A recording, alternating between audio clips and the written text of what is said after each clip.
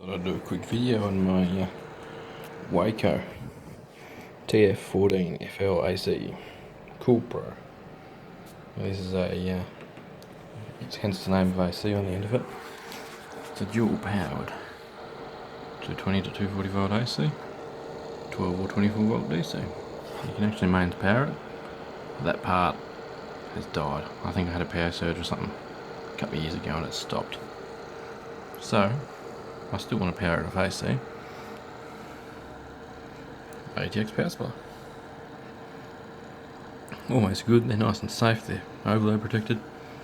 This one's 450 watt.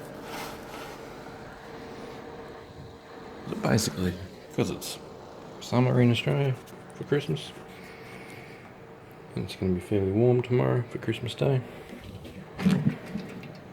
I'm going to fill this up with all the drinks so that you're not opening and closing the fridge with all the food in it quite so much.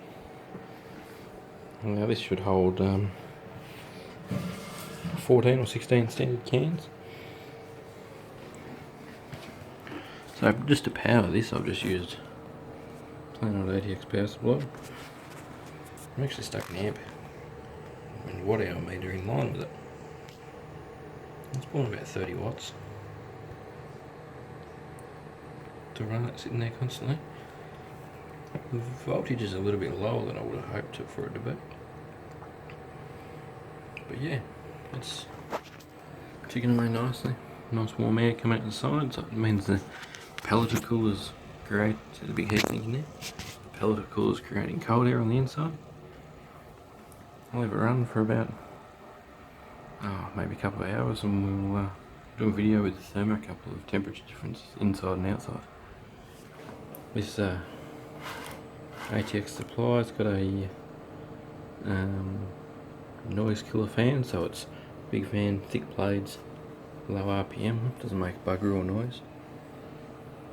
I was out of a PC my mate built many moons ago, and it's still alive and still going. If you have a look at some of my electrolysis videos, I was still using this power the electrolysis tank. But it's quite happy putting out 30 watts for this application constantly. And it'll save the fridge getting open and closed 100 times to get drinks or whatever out. And once there's a few cold drinks in there, that'll stay nice and cold because it's very well insulated.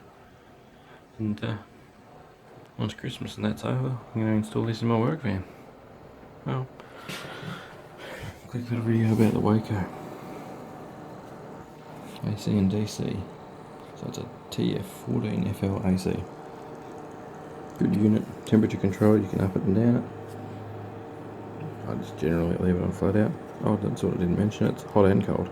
I'll heat up to about 60 degrees inside. But when we install it in the van, we'll do some videos and that kind of stuff. Alright, thanks for watching.